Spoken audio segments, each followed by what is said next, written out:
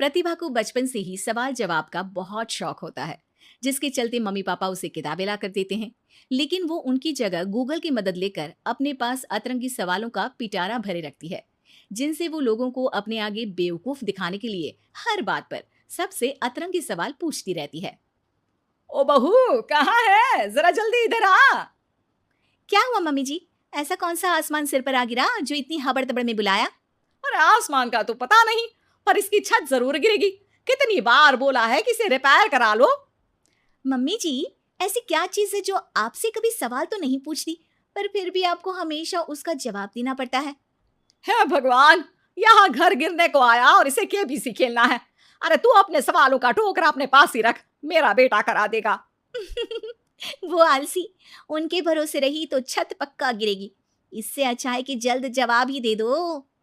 प्रतिभा की बात सुन सास असमंजस में वहीं बैठ जाती है, जिसे देख प्रतिभा मुस्कुराते हुए वहां से चली जाती है। और मती मारी गई थी जो इससे सवालों की दुकान को घर ले आई। क्या हुआ माँ, इतनी परेशान क्यों बैठी हो? अरे हाँ हाँ, आजा, सब तेरी वजह से तो हुआ है। पूरी दुनिया में तुझे कोई दूसरी लड़की नहीं मिली थी शादी करने के लिए, जो इस सवाल बवाल को मेरे सिर पर ला बिठा दिया। अब क्या सवाल पूछ लिया प्रतिभा ने? इस पर सास अभय को प्रतिभा का सवाल बताती है, जिसे सुनकर अभय जोर जोर से हंसने लगता है।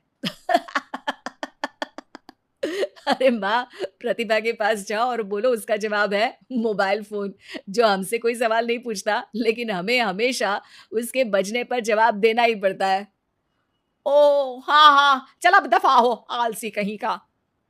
इस पर अभय के वहां से जाते ही सास प्रतिभा के पास जाकर उसे जवाब दे देती है, जिसे सुन प्रतिभा हैरान रह जाती है, लेकिन अपनी बात के चलते छत की रिपेयरिंग का काम करा देती है।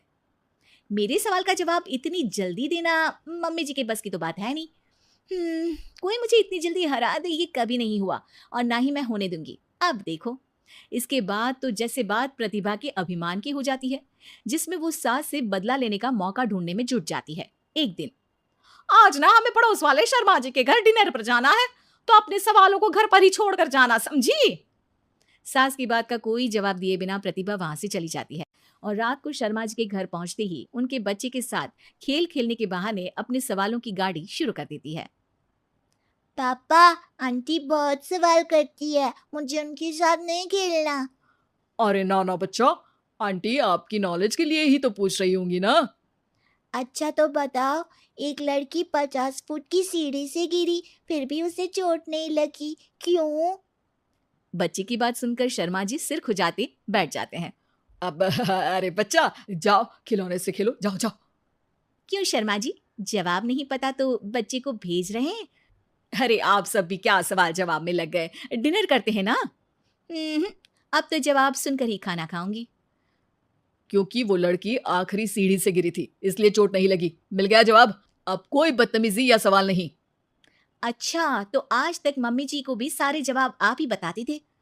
क्यों, तुम्हारे अहंकार को ठेस पहुंची कि कोई तुमसे तेज कैसे हो सकता है? ओहो, इतना कॉन्फिडेंस। तो बताओ, एक साल में कितने सेकंड्स होते हैं? 12। 2 जनवरी, 2 फरवरी एंड कंटिन्यूड। ज्यादा तेज हो। अच्छा, ऐसी क्या चीज है जिसे तुम छुए बिना पकड़ सकते हो? बात। 2 माँ और 2 बेटी पिज्जा खाने गई, सबने एक एक स्लाइस खाया, फिर भी सिर्फ 3 स्लाइस ही खा पाए। कैसे? क्योंकि उनमें एक ग्रैंड मदर है, फिर उनकी बेटी यानी कि मदर, और फिर उनकी बेटी। हो गई 2 माँ और 2 बेटी। मिल गया 3 स्लाइड का हिसाब। अरे कभी तो अपनी गूगल की दुनिया से बाहर निकलो। अपने आप को अगर इतना ही तेज समझती हो तो अब तुम मेरे सवालों का जवाब दो। कौन सा फूल सबसे अच्छा है? किसका दूध दुनिया में सबसे ज्यादा अच्छा है? कौन सी मिठास सबसे अच्छी है? अभय के सवाल सुन प्रतिभा असमंजस में पड़ चुपचाप बैठ जाती है, जिसे देख सब हैरान रह जाते हैं।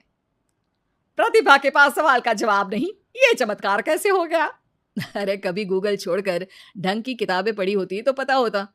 इसी तरह कुछ दिन बीत जाते हैं, जिसमें अभय का जवाब ना दे पाने की वजह से प्रतिभा सवाल पूछना बंद कर देती है, लेकिन साथ ही सुकून से रह भी नहीं पाती, जिसे देखकर एक शाम अभय प्रतिभा को कहता है। देखो, मेरा तुम्हें हर्ट करने का कोई मोटिव नहीं था, बस समझाना था कि अगर तुम्हारे पास कोई टैलेंट है तो उससे लोगों को नीचा दिखाने की जगह उन्हें सीखने में या मदद करने में इस्तेमाल करो। ज्ञान नहीं, जवाब दो। सबसे अच्छा फूल कॉटन का है, क्योंकि उससे हमें कपड़े पहनने को मिलते हैं। सबसे अच्छा दूध माँ का है क्योंकि उसकी वजह से एक बच्चा स्वस्थ और तंदुरुस्त रहता है। और सबसे अच्छी मिठास तुम्हारी जुबान में होती है। अगर जुबान से अच्छा बोलोगे तभी तो लोगों से जुड़ पाओगे, उनके मन और जीवन में घर कर पाओगे। अभी भी ज्ञान ही दिया, लेकिन ऐसा जो मेरे पास नहीं था। सॉरी, मुझे कभी समझ में ही नहीं आया कि मैं कितना गलत कर रही हूँ, और ना ही किसी ने समझाया। पर अब वादा करती हूँ, गूगल से ज़्यादा किताबों में समय लगाऊंगी, और जो भी सीखूंगी उससे शो ऑफ नहीं करूंगी, लोगों की हेल्प करूंगी।